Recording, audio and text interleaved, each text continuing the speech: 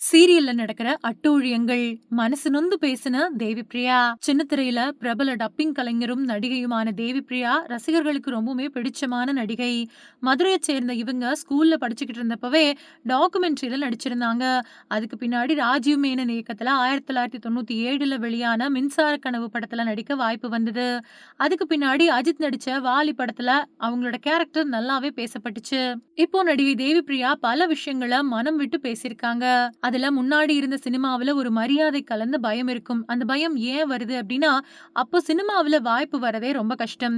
இதனால வந்த வாய்ப்ப எப்படியாவது தக்க வச்சுக்கணும். இத இழந்துடக்கூடாது அப்படிங்கிற பயத்தோட இருப்பாங்க. ஆனா இப்போ சினிமாவுக்கு வரது ரொம்பவே ஈஸி ஆயிடுச்சு. Instagramல அழகான பொண்ண பாத்துட்டா, அடுத்து அந்த பொண்ணுக்கு வாய்ப்பு குடுத்துடுறாங்க. இந்த வாய்ப்பு அப்போ எங்களுக்கு கிடைக்கல. கஷ்டப்படாம வீடு தேடி வாய்ப்பு வர்றதால, அவங்களுக்கு சினிமா மேல இருக்கக்கூடிய மரியாதையோ, பயமோ இப்போ இல்ல. எங்க காலத்துல ஒரு நாளைக்கு 13 சீன்ல நடிப்போம்.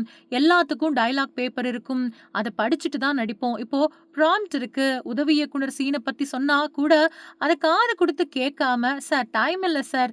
சார் டேக் போயிடலாம்" அப்படின்னு சொல்லி முடிச்சுட்டு, நேரா வராங்க. நடிச்சு முடிச்சுட்டு அடுத்து ஃபோன நோண்ட போயிடுறாங்க. அப்படி நடிக்கிறவங்களுக்கும் அதே சம்பளம் தான். எங்களுக்கும் அதே சம்பளம் தான்.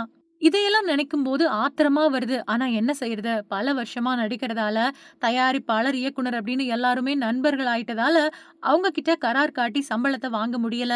நாங்களும் சம்பளத்த பத்தி பேசாம ஆத்ம திருப்திக்காக நடிச்சு குடுக்குறோம். சம்பளத்த விட சீனியர் நடிகைகளுக்கு மரியாதையே இல்ல அப்படின்னு தேவிப்பிரியா ஆதங்கப்பட்டு பேசியிருக்காங்க.